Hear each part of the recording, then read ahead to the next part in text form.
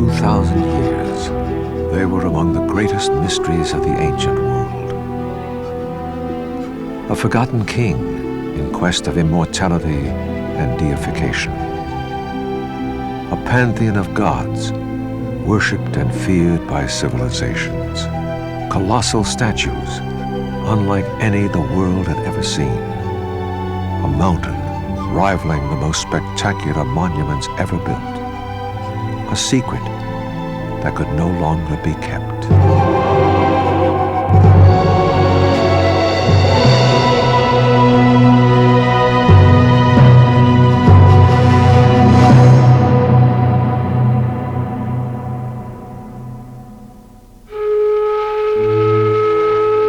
Late 19th century. The sudden wealth of widespread industrialization and increasing curiosity in distant lands announced the dawn of a new era. Archaeology had become the new world sensation. Historians could enjoy the pride of unearthing lost civilizations, while their rich sponsors could prosper in the treasures. With their finds, the Germans and the British led the way in world archaeology. By 1881, Karl Hohmann had discovered the Pergamum Temple. Heinrich Schliemann had been digging at Troy for 11 years, and Howard Carter was 41 years away from discovering the tomb of Tutankhamun. That same year, the Prussian Academy of Sciences in Berlin received a mysterious letter from the German consul in Izmir, a port city located at the western coast of the Ottoman Empire, now Republic of Turkey. Karl Sester, a German railroad engineer, claimed to have discovered a number of colossal statues on a mountain summit in eastern Turkey. There was more. Sester insisted that the mountain was more than 7,700 feet above sea level, and the statues were Assyrian, the prized ancient culture of the day. The members of the Academy were puzzled. Although others before had surveyed the region, this was the first mention of Assyrian statues located on the summit of a mountain called Nemrud. The Academy quickly commissioned Otto Puchstein, one of their brightest, to meet Karl Sester in Cairo and set out on an expedition deep into uncharted Anatolia.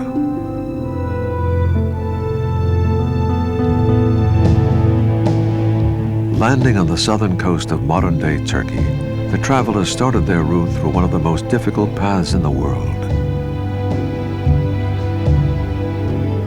They traveled through the rugged mountains and terrain of the country and up the legendary river Euphrates, the natural border between the ancient East and West.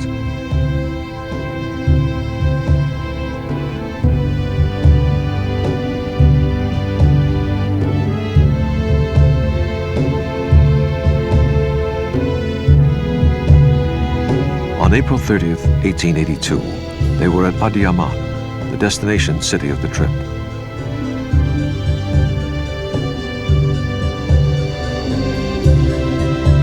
After climbing up perilous cliffs and endless gorges, the explorers reached the summit on May 4th, 1882, 2 months after their departure.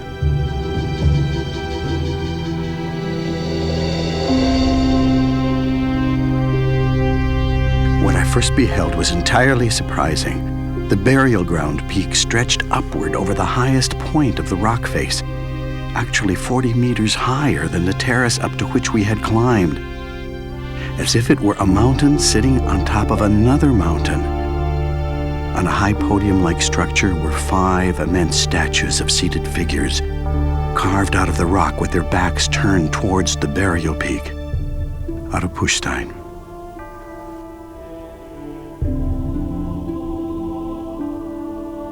Whose portrayals were these colossal statues? The heads on the ground were more than 6 feet tall, while the torso seemed to be higher than 30 feet.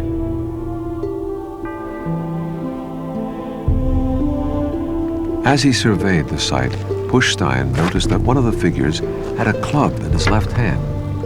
Could this be a portrayal of the Greek god Heracles? He decided to take a closer look.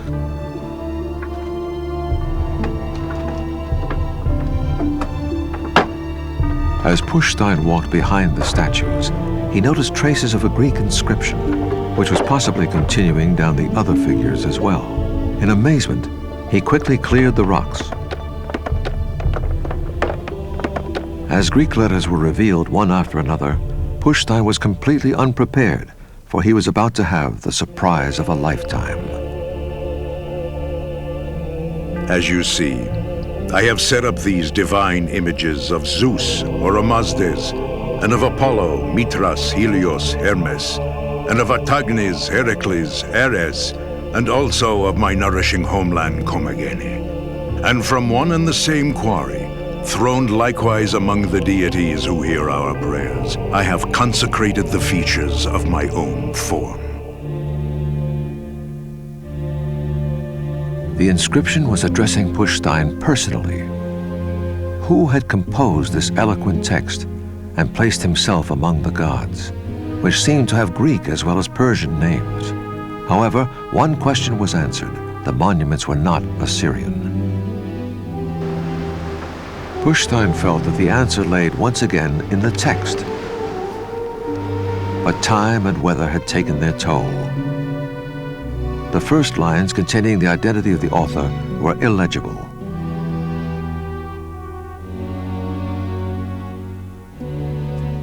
As he paced around, trying to solve the mystery, Pushstein noticed a way leading to another terrace behind the tumulus. When Pushstein came around the tumulus to the west terrace, he was both surprised and delighted to find that the sculptural and architectural features on the west terrace duplicated those of the east terrace. We find here the same sculptures and the same inscriptions.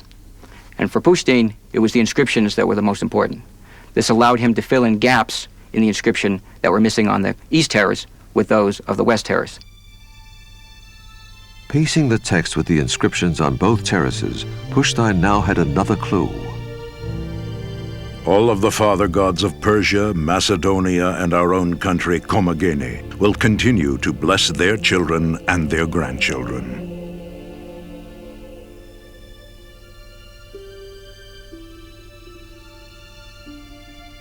The author was most likely a king of the little-known kingdom of Kommagene, who claimed to be a descendant of both the Macedonians and the Persians. But which king was it?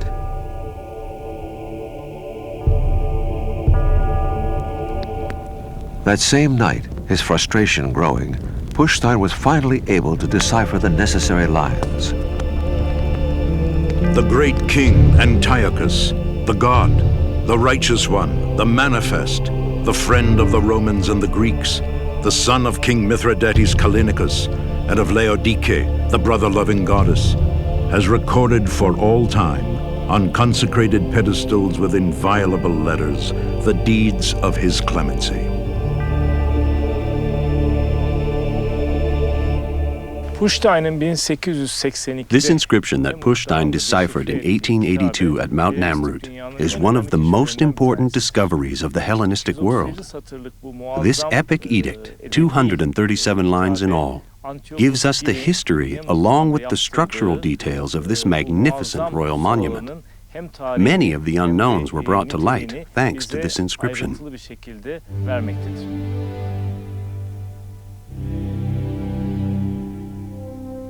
Once he discovered the identity of the king, Pushstein could now concentrate on the site itself. The figures were unlike anything he had seen. They seemed to be neither Greek nor Persian, but a synthesis of the two worlds. As impressive as the statues and reliefs was the overwhelming 150-foot-high tumulus, with millions of piled-up loose limestones. Overlooking the wide landscape, it towered over the two terraces. Pushstein immediately realized that this was the highest tumulus in the known world. The significance of their discovery was well beyond anyone's expectations. One of the important aspects about the discovery and study of Nimrud and its sculpture and its architecture and its inscriptions was that it filled in a great gap in the history of the region. We know a lot about the Persian Empire to the east and the south, and a lot about the Greeks and the encroaching Roman empires, and a lot about Armenia. But we didn't know much about the region of Kommagene, or the region on this side of the Euphrates River. Nothing of this size had ever been discovered till that day. There is no other monument comparable in size from the Hellenistic period, which displayed Eastern and Western, in this case Greek and Persian influences so distinctly. Also, there is no other monument built at such an elevation, at 7,700 feet above sea level. Lastly, we find a new word unknown to scholars till Nemrud's discovery, Hierotesion, which is the name of this monument and means sacred burial ground.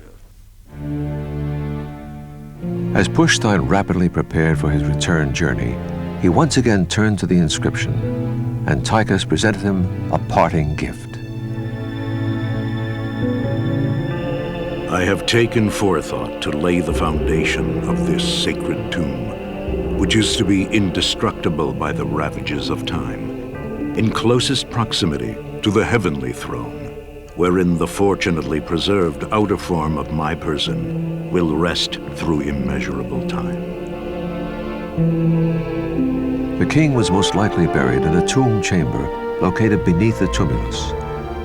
If found, this would be the one and only unplundered burial chamber from the Hellenistic world.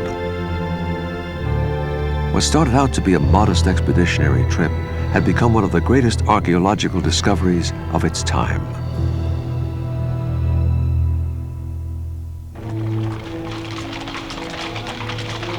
Back in Germany, Pushstein's report was received enthusiastically by the Academy. They quickly authorized a second expedition in 1883, this time to be led by the more experienced Karl Humann. The same year, Osman Hamdi Bey, the curator of the Imperial Ottoman Museum in Istanbul, organized his own expedition. Suddenly, the 2,000-year-old site was receiving interest both from the East and the West.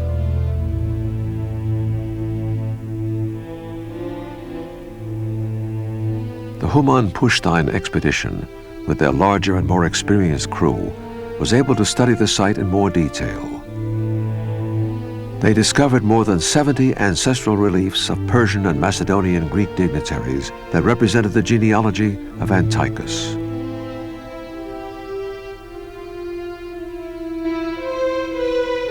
The expedition was also able to give more attention to the very unique statues. They pinpointed that the headgear and tiaras were Persian and Armenian, while their sculptural style was Greek.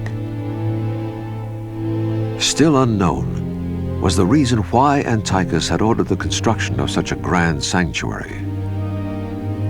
7,700 feet above sea level, surrounded by nothing but mountains and the river Euphrates, containing colossal statues and ancestral reliefs, this had to be more than a simple burial shrine.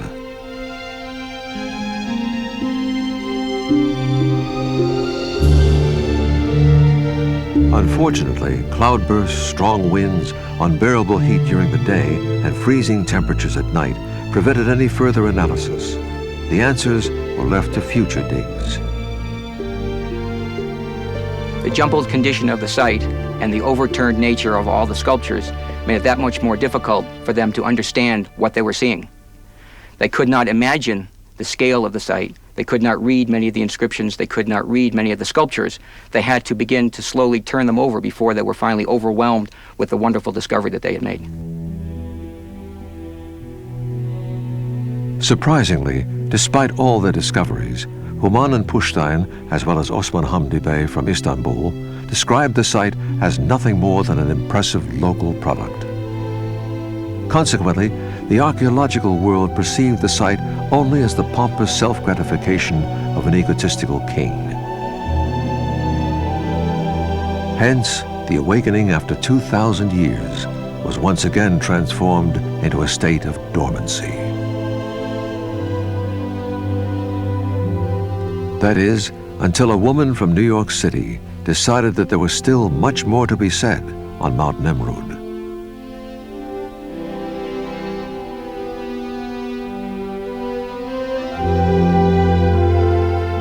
Teresa Goel, educated in archaeology and architecture, was working at a dig in eastern Turkey in 1946.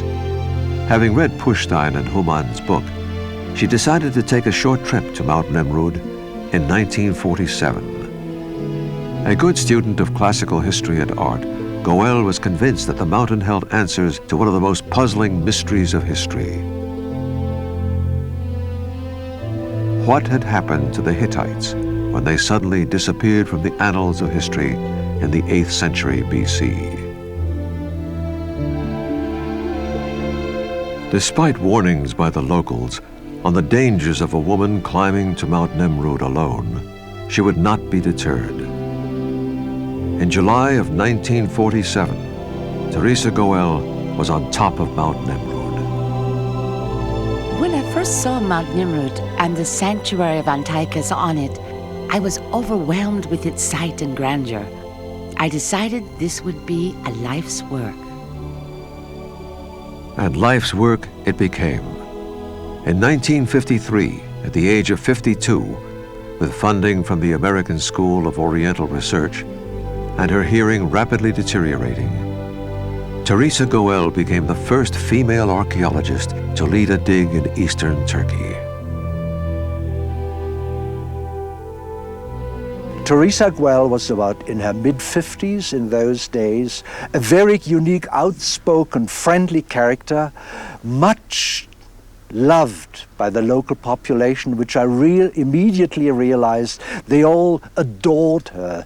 She was just one of those wonderful exploring women like Friar Stark and Lady Esther Stanhope, the first non-local woman, so to say, to come up to Mount Nemrud. This will always be connected with her personality, with her many-sided personality. Teresa Goel's collaborator was Friedrich Karl Dörner, a renowned German epigrapher and archaeologist. 2 years prior to their partnership, he had discovered the royal tomb sanctuary of Antiochus's father, Mithridates Callinicus, at Arsamea on the Nymphaios. Professor Dörner has permission to work here, and Teresa Goel the permission for the Nemrud Dar. And they made a joint venture, and I think it was the best idea they would have had, because Teresa Goel was an architect, Professor Dörner was an epigrapher and ancient historian. So she helped him here in architectural things. Professor Dörner helped Teresa Goel at the top of the Nemrud mountain in epigraphy. The team wasted no time in obtaining results. One of the first finds was a depiction of Antiochus's head buried under the limestone rubble in the eastern terrace. This was followed by reliefs of Antiochus being greeted by the gods on the western terrace. In the meantime, Dörner kept busy piecing together and deciphering the different Greek inscriptions. Most often, cataloging and restoration of the fragments were very laborious, made all the more difficult by the harmful effects of 2,000 years of abrasion and not so pleasant working conditions. From daytime highs of 130 degrees Fahrenheit, the temperature on the mountain plummeted to freezing at night. Fetching a bucket of water from the closest spring required a 3-hour round trip. There was not a single tree for shade, lumber, or fuel. On the unsheltered heights, we were at the mercy of wind, rain, hail, and dust storms. Roving bears added a final touch. Teresa Goel. Coming to think of life in the mid-50s, up here on the mountain, brings back pleasant memories as well as dramatic reminiscences. Even in midsummer, you could experience dramatic changes of weather, clouds drawing up within a very short time, and a hailstorm which we could only survive by clinging to the tent poles and hold on to everything. But nevertheless, a lot of things got blown around, and it was always kind of a disaster after the storm. Despite the adverse conditions, Goel and Dörner proceeded tenaciously to compile as much information as they could on the mountain. They were now able to construct a very accurate plan of the site. A closer examination of both the sanctuary on Nemrud and Arsamea on the Nymphaios revealed many common aspects, such as the double platform, stepped socles, dexiosis reliefs, and the two longest Greek inscriptions in Asia Minor. The Nemrud sanctuary, with its hybrid statues of Hellenistic, Persian, and Hittite influences, was a more embellished form of the earlier Arsamea sanctuary. It was evident that the site of Antiochus was rooted in tradition and syncretism. Clearly he's blending Persian, Iranian, Macedonian and Greek traditions in the art and in the monumental sculpture. But in addition, he's forging something new. He's clearly believes that he's forging a new Kommagenian identity. Among all the relics, one took center stage. A lion relief, excavated on the western terrace, was constructed in the realistic Greek tradition, but the head and mane clearly displayed Hittite influences. Moreover, on its back were 3 planets, 19 constellations, and a crescent moon. The inscription on the lion identified the 3 planets as Jupiter, Mercury, and Mars, all of them surprisingly being represented by the god statues in the sanctuary. This is a horoscope depicting a particular date in time.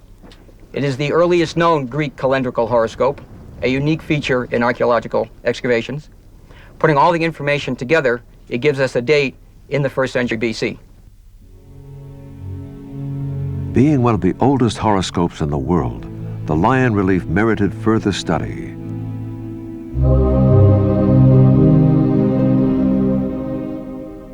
In 1955, analysis of the alignment of the constellations revealed the date to be July 7th, 62 BC. As to what it signifies, opinions vary till this day. The date of 62 BC could correspond to a number of events in Antiochus's life. We know that around that same date, he came to a peace treaty of sorts with the Romans. So this could signify the date at which Antiochus ascended to the throne or became a legitimate king in the eyes of the Romans. It could also represent equally, given the length of time that we know that it took to build the Hierothesion of Nimrodug, this could also represent the foundation stone of the site. One thing was certain, though. What was termed as nothing but an impressive local product in 1883 was becoming the quintessential monument of East and West syncretism, with also local Hittite influences in art, religion, and architecture. The great Hittite Empire was, in part, living in the monuments of Mount Nemrud. After Teresa Goel had studied the site for a number of years, it became clear to her that the influences on Antiochus' design came from more than just the Persian Empire and the Greek world. There was a considerable amount of Hittite influence here at the site as well. And it demonstrated to her, and she tried to convince the rest of the world of the fact that perhaps the influences of the Hittite period that continued later into the Syro-Hittite Empire had not died out several hundred years before, but were always at work here in the area of Kommagene. The archaeological world now had a greater appreciation of the history and influences of Mount Nemrud. Every inch of the monument echoed the presence of its builder. With her ever-increasing knowledge of Mount Nemrud, Teresa Goel could imagine Antiochus gazing down on his kingdom as he dictated his sacred edict. I announced in the piety of my thought that the kingdom subject to my throne should be the common dwelling place of all the gods. In that, by means of every kind of art, I decorated the representations of their life form and the ancient lore of Persians and Greeks, the fortunate roots of my ancestors.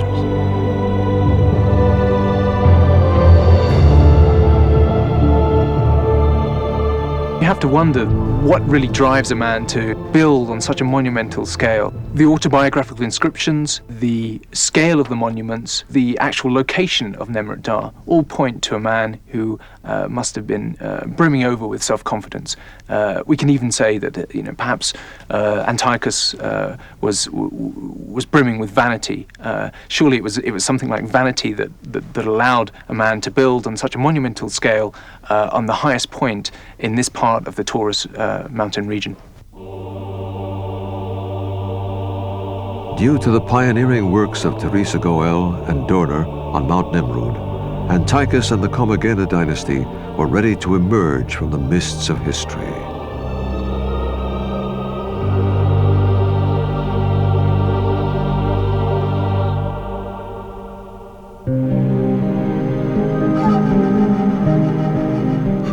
The river Euphrates, the natural link between the ancient East and West. For thousands of years, the setting for the grandest civilizations and the bloodiest conquests. To control the river was synonymous with dominating the routes to Persia, India, and Mesopotamia. The river Euphrates has always represented a life source for this country. It supplied the territory with water, which is essential for the agriculture, but it gave also other benefits. The crossing of the river gave to the city which controlled it, and consequently to the state which controlled it, the possibility to have good profits. The river was at the same time a boundary and a fundamental way of communication. The importance of this river is clear when we think of some inscription dedicated to a god Euphrates. Kommagene was just one of many kingdoms founded on the shores of the majestic Euphrates. Komahu, as the region was called in the 9th century BC, prospered under the rules of the Hittites and the Assyrians after them. The legacy of these two great civilizations abounds the area in ancient workshops and quarries. This region was a very prosperous land. The main income derived from its fertile soil, from its forests, especially cedar forests, and from the control of the west bank of the Euphrates, which actually meant the control of the traffics between Mesopotamia and Anatolia. By 3rd century BC, Alexander the Great's dream of a world empire based on East-West synthesis had failed. His empire was swiftly divided among his ambitious generals. By 2nd century BC, the Seleucid Empire, founded by and named after one of Alexander's lieutenants, was in terminal turmoil. Little principalities sought to break away and claim their independence. The small but fertile region of Kommagene was among the rebels. Ptolemaeus, a local satrap, declared Kommagene's independence in 163 BC. His son Samos solidified the kingdom he inherited from Ptolemaeus. Samos was quick to realize that with great reserves of iron mines, its position at the intersection of Hellenic and Persian worlds, and control of the river Euphrates, Kommagene's strategic importance was unmatched by its size. To unify his diverse people, Samos initiated a cultural syncretism between the Persian East and the Hellenic West. He also fortified his capital, Samosata, making it the most important crossing point of the river Euphrates. His achievements and legacy live in his 15-foot rock relief at Gargar, where he is supposedly buried.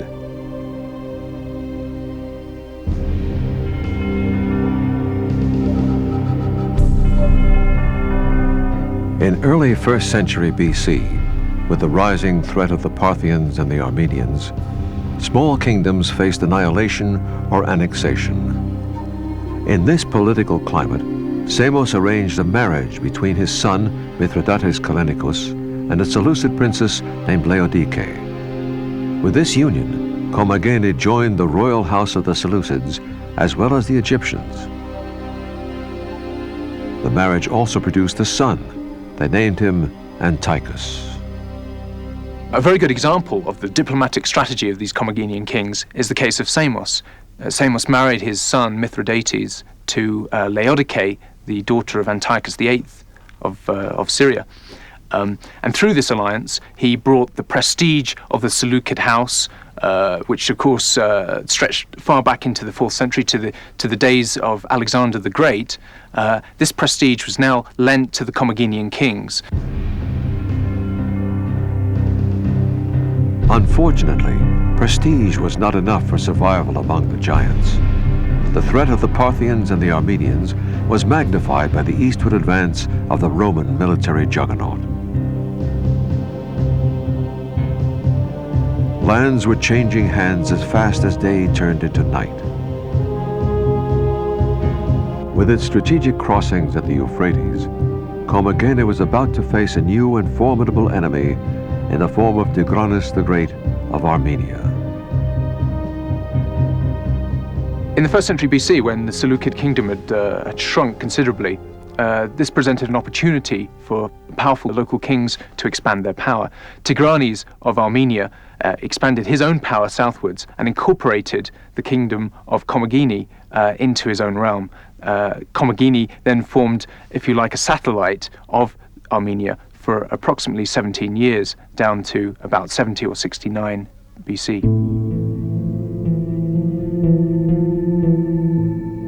Around 70 BC, amidst all this turmoil, a coronation on the skirts of Mount Nemrud marked the beginning of a new era, both for Kommagene and Asia Minor.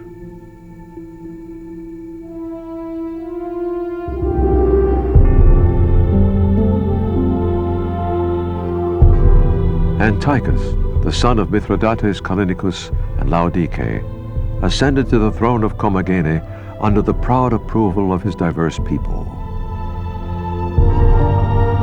With many external problems awaiting him, the young king was determined to protect and elevate his kingdom to among the greats of his time.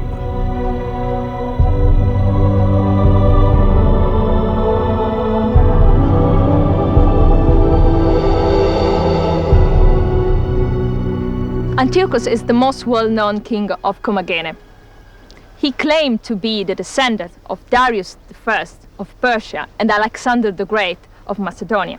He was the founder of a religious and cultural project in order to create a cult for himself, for his father, and for some deities which were born from a syncretism between an Iranian pantheon and the Greek pantheon.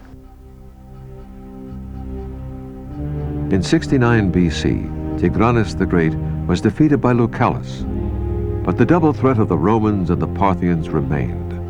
The Parthians coveted Kommagene as a gateway to the west, while the Romans desired it as a stepping stone to the Near East.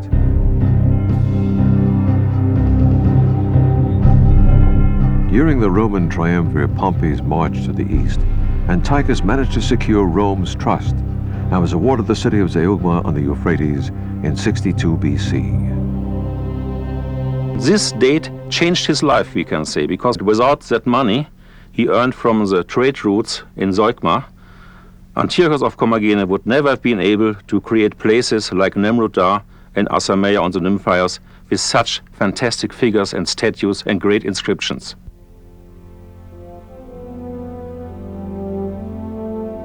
Referring to himself as Philo-Romain, lover of Rome, Antiochus had managed to extend the borders of his kingdom without any bloodshed. But he knew that for long-term survival, he had to balance the Roman alliance with a Parthian one as well. In 40 BC, Antiochus gave his daughter Laodice as a wife to a Parthian prince, Orodes II. This is because dynastic marriages provided always a means of consolidation. With this marriage, Antiochus tried to steer cautiously between two powers, the Romans and the Parthians. A cautious statesman playing a delicate game of international politics, Antiochus enjoyed a period of calm and prosperity between 62 and 36 BC. He initiated a cultural and religious program that would lead to monuments, which, in time, would become synonymous with absolute grandeur. Tahta geçtikten sonra krallığın her tarafında After Antiochus ascends to the throne, he initiates a countrywide cult reform. He begins the practice of a religion centered on himself, and in time he begins to portray himself to his people more as a god than a king. Maybe he thought that he's really a god, we don't know. But on the other side, we must always see that the deification of the ruler is part of the internal policy. He needs it for internal policy to bring all the groups in Kommagene together. There have been different groups from Greek, from Persia, from somewhere else, and he wanted to form a unity of Kommagene. The first impressive testament to Antiochus's new cult, the common dwelling place of his diverse people, was to be the tomb sanctuary of his father at Arsamea on the Nymphios. I was determined to hand over this country to my successors by honoring the gods. And I had the ambition of developing this city and building a Hierotision. I recreated anything that had been built, reinforcing and redecorating it. He thought that oversized, great buildings would be just the right things to show his godness. He makes sure that all over his kingdom, the people can easily follow and join his cult and pray together with him. So he distributed in the whole country reliefs like that behind me.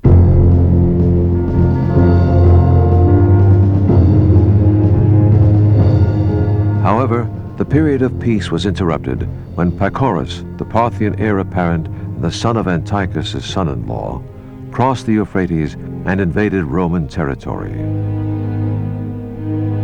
Torn between his two alliances, Antiochus sided with his son-in-law and helped the Parthians. The Romans were furious. Triumvir Mark Antony seized the opportunity to show Rome's might to all the little principalities in Asia Minor. He immediately ordered his troops to seize the Kommagenian capital, Samosata.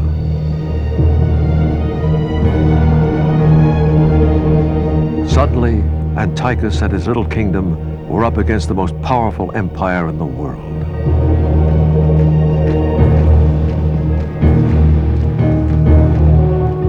Commanding the world's greatest military, Mark Antony's generals were convinced that the victory would be swift and decisive.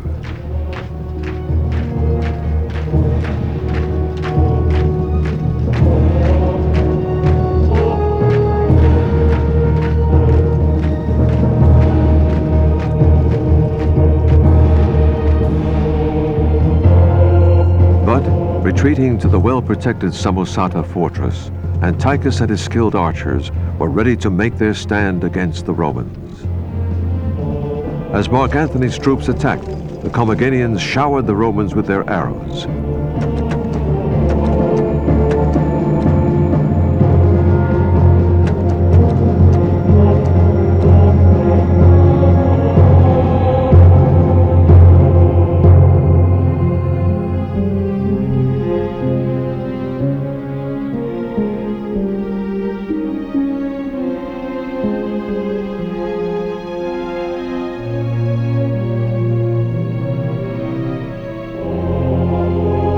Antiochus had managed to stop the Roman attack.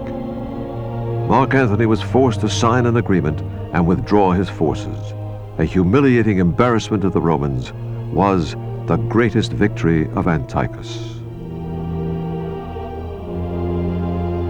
The success that Antiochus had in withstanding the siege at Samosata undoubtedly raised his own profile within his subject population. It must have been an enormous boost to him, particularly since he was such a militarily much weaker power than the Romans or the Parthians. So this must have given an enormous boost of morale and prestige to Antiochus himself. With his prestige consolidated, Antiochus could now finish his life's project.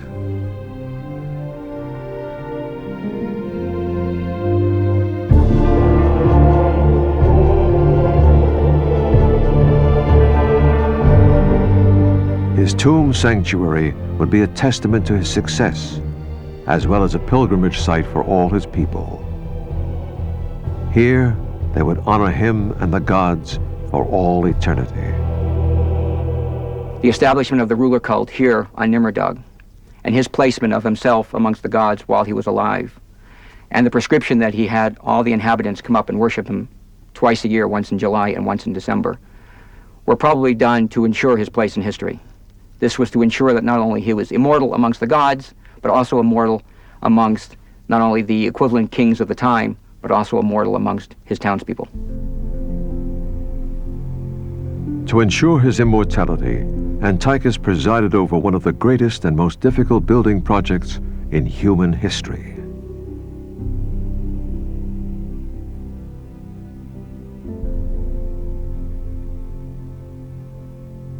It was a very difficult location.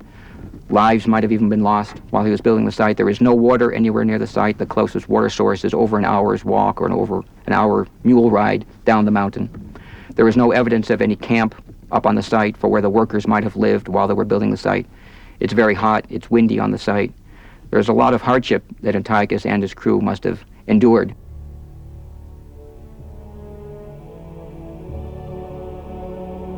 Mount Nemrud remained to be Antiochus's most prominent project for the rest of his life. He spent his remaining years embellishing the tomb sanctuary and propagating his cult. The details of Antiochus's death are equally shrouded in mystery. We know also that by 32 BC, a new king was on the Kommagenian throne. This is Mithridates, who was clearly Antiochus's son. So at some point between 38 and 32, Antiochus seems to have died. It's possible that he was assassinated. It's equally possible that he died peacefully in his bed.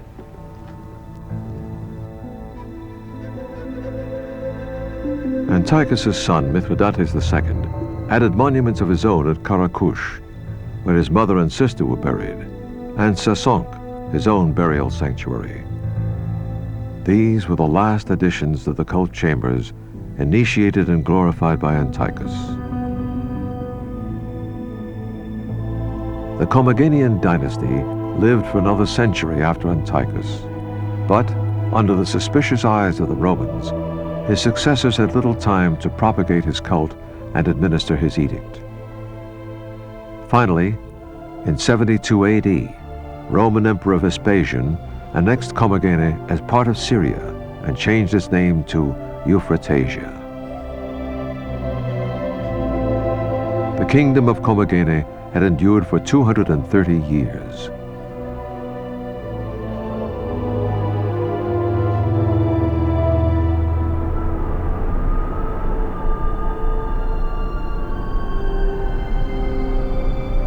The glorious reign of Antiochus is long gone.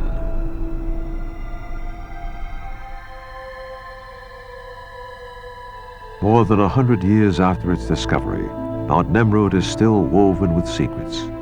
The eternal gazes of the gods are the only witnesses to the enigma, as scholars still try to solve the mountain's mysteries. The works of Teresa Goel and Carl Dorner and recent studies have brought new finds to light.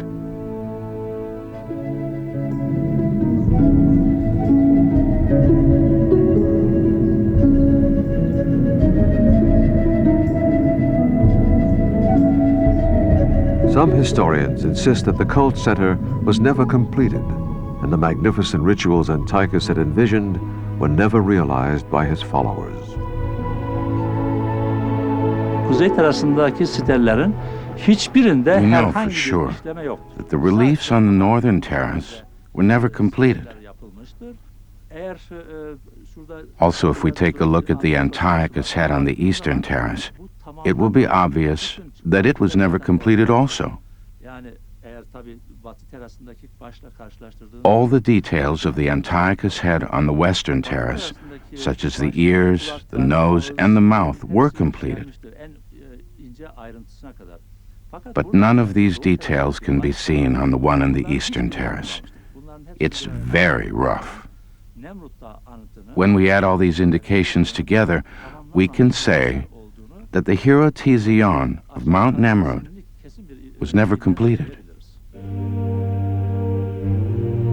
The greatest mystery centers once again on Antiochus. Was he really buried beneath the massive man-constructed limestone hill? Or was he buried by his father's side at Arsamea on the Nymphios, or along with his ancestors at Gargar? What became of his tomb chamber?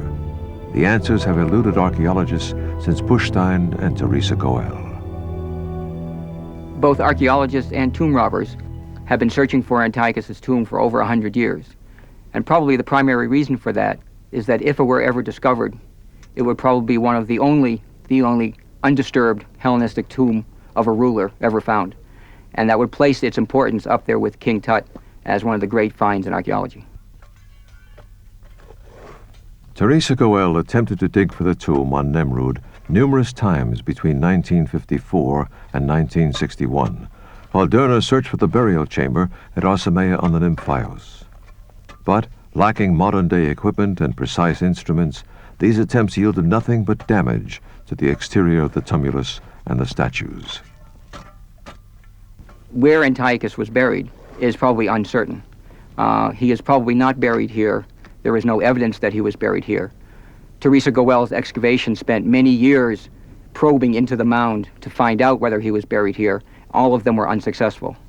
She sunk several tunnels into the mound, at the base of the mound behind the statues, to try to find the chamber, and no entry chamber was found.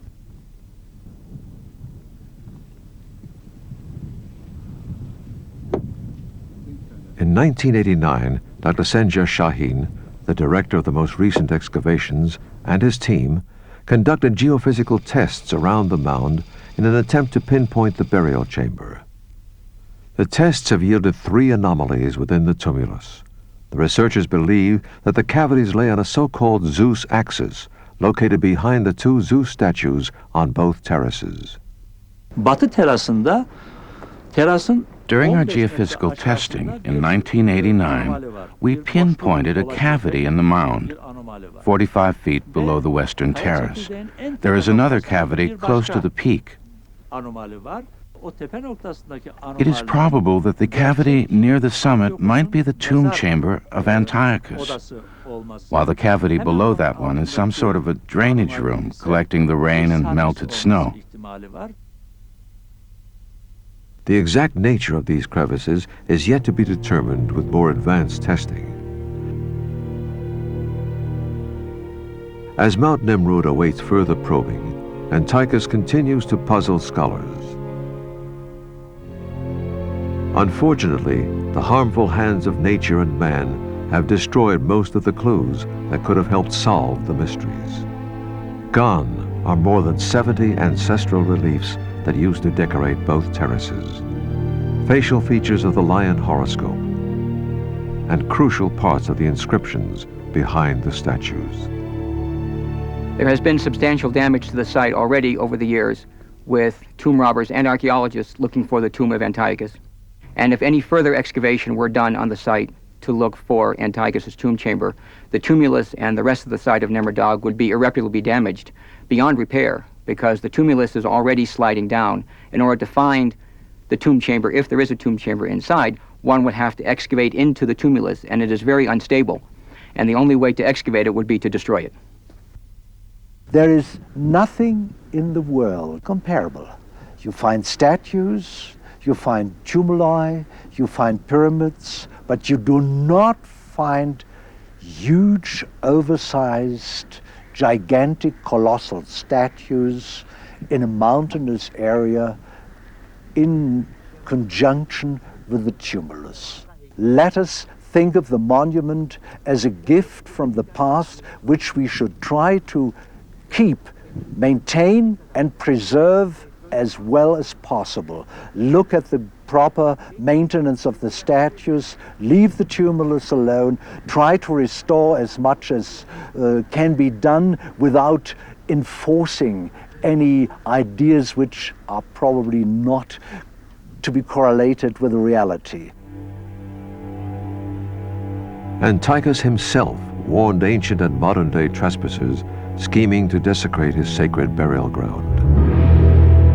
If he, in his folly of mind, undertakes measures contrary to the honor of the gods, and attempts to ravage this Hierotision, may he, even without my curse, suffer the full wrath of the gods.